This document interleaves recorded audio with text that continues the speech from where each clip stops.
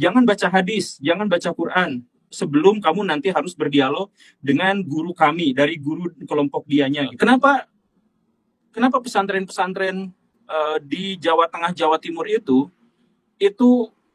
kotor, banyak penyimpangan seksual di situ, kemudian banyak kasus bullying, ada pencurian dan lain sebagainya. Kenapa itu menjadi sesuatu yang lumrah?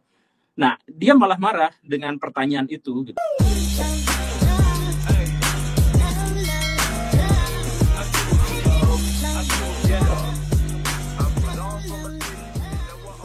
Iya, makanya sering saya sampaikan bahwa umat muslim di dunia sekarang itu adalah umat muslim yang terbalik.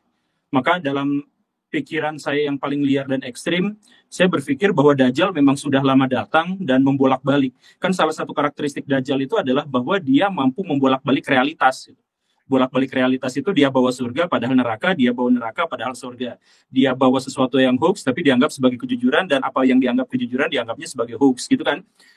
Itu Dajjal itu pikirannya seperti itu. Dan ini kalau misalkan dalam dunia filsafat, ini masuk ke dalam zaman post-truth. Post-truth itu adalah kondisi di mana kita sudah tidak lagi memungkinkan untuk tahu mana yang benar dan mana yang salah, mana realitas yang nyata dan tidak, karena pengetahuan kita itu dikuasainya sama makelar pengetahuan. Jadi prinsip sederhananya gini, saya bisa mengetahui bahwa di Madura itu banyak orang-orang yang miskin, misalkan seperti itu. Misal, pengetahuan itu didapatkan saya dari mana? Didapatkan dari saya melihat langsung ke Madura dan saya melihat kondisinya seperti itu. Nah, sekarang saya untuk bisa mengetahui kondisi kemiskinan di Madura, saya tidak harus datang ke sana.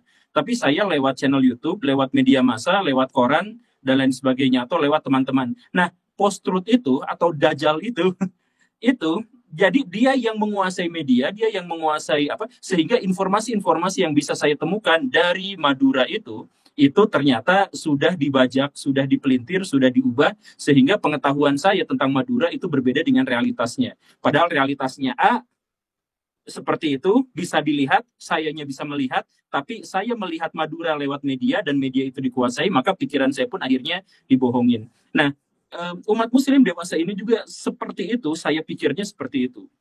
Jadi, misalkan, dalam Islam diwajibkan untuk menjalankan Islam secara sederhana, secara mudah.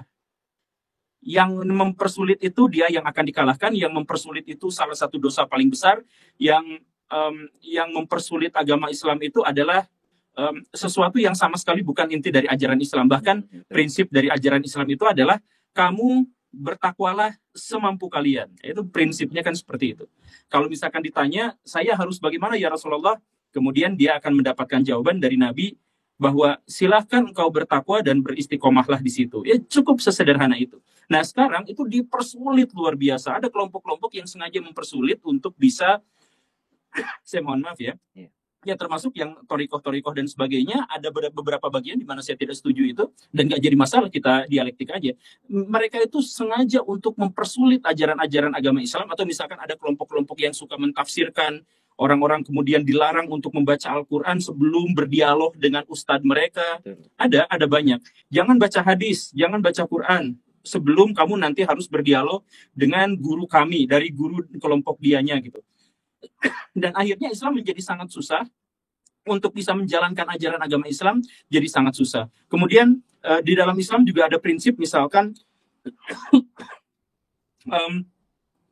bahwa kita itu harus membiasakan diri untuk introspeksi diri, atau biasakan diri untuk mengevaluasi diri. Itu adalah kebiasaan-kebiasaan para sahabat. Sebelum tidur, beliau semuanya menghitung amalan-amalan. Sebelum tidur, muhasabah. Sebelum tidur, berpikir tentang, ya muhasabah itu kan artinya menghitung kan. Menghitung saya amalan sudah sampai sejauh mana, apa yang belum saya lakukan, apa yang sudah saya lakukan, bagaimana cita-cita saya ke depan, visi misi kehidupan saya seperti apa, ibadah saya harus bagaimana, dan sebagainya. Itu muhasabah, evaluasi diri, semuanya itu harus dilakukan. Sekarang untuk melakukan evaluasi diri itu kacau, karena umat muslim itu sekarang banyak yang berprinsip seperti orang-orang musyrik. Mohon maaf ya, berprinsip seperti orang-orang musyrik itu adalah mereka menganggap Muslim dan Islam itu sama. Muslim dan kan Islam itu suci sepenuhnya adalah ajaran dari Allah Subhanahu wa taala yang disampaikan kepada nabi. Itu Islam. Sedangkan muslim adalah yang menganutnya. Sehingga Islam itu suci, bersih, tidak mungkin ada kecacatan di situ dalam perspektif muslim. Sedangkan yang muslim itu sangat bisa tergelincir pada kejahatan, sangat bisa tergelincir pada kemaksiatan. Nah, ketika muslim itu dikritik kamu salah, itu bisa, kenapa kamu menghujat umat muslim? Ya padahal boleh-boleh aja menghujat muslim, mengkritik muslim itu boleh-boleh saja. Nah, ini yang akhirnya hilang dari dunia Islam itu. Jadi semangat untuk muhasabah nggak boleh. Saya kemarin di Solo, saya ketemu sama pemilik pesantren yang besar, yang masih sangat muda. Saya sebenarnya manajer saya sih langsung nanya kepada dia, kenapa pesantren-pesantren di Jawa Tengah, Jawa Timur itu kotor, banyak penyimpangan seksual di situ, kemudian banyak kasus bullying, ada pencurian dan lain sebagainya. Kenapa itu menjadi sesuatu yang lumrah? Nah, dia malah marah dengan pertanyaan itu gitu. Padahal ya pesantren itu boleh kita kritik habis-habisan. Kenapa? Karena dia bawa label Islam. Jadi siapapun yang bawa label Islam, maka dia harus mencapai minimal sangat baik.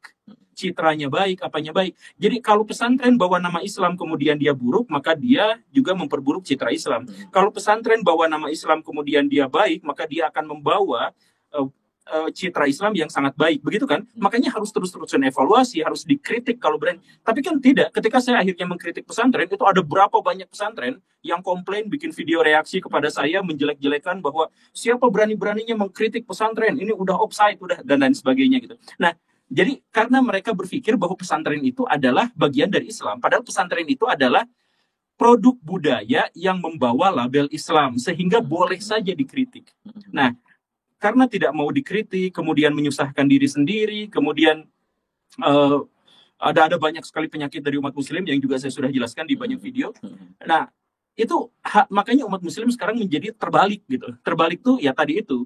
Ketika misalkan Nabi Muhammad SAW itu berdagang, dan ketika sahabat-sahabat Nabi itu semuanya berdagang, atau 9 dari 10 sahabat utama Nabi itu berdagang, dan kaya raya, tajir melintir luar biasa.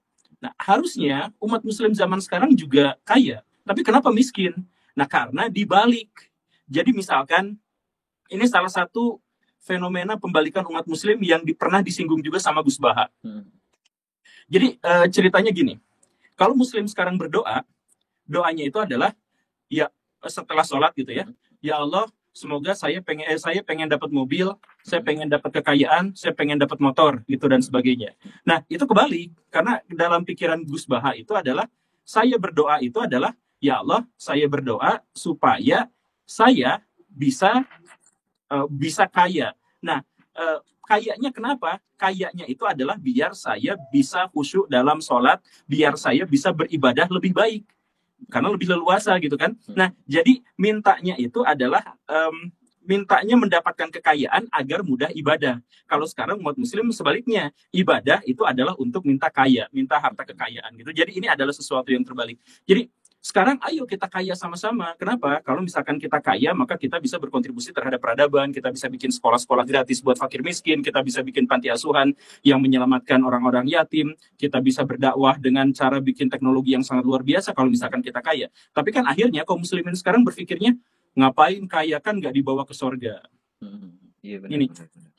Padahal satu-satunya ajaran agama yang ngajarin bahwa harta bisa dibawa mati itu cuma Islam. Kok bisa? Kok bisa begitu? Lah, ya kan diajarin. Yang akan jadi gini, seluruh amalan kaum muslimin itu putus kecuali satu di antaranya itu adalah amal jariah. Sodakoh jariah itu. Dan semakin banyak sodakoh itu berarti semakin besar amalan yang tidak terputus. Jadi bagaimana caranya agar kita bisa bersodakoh? Kita berkekuatan. Kita misalkan sodakoh fisik, ikut bangun masjid, nggak usah dibayar, nggak apa-apa, itu sodakoh fisik gitu kan.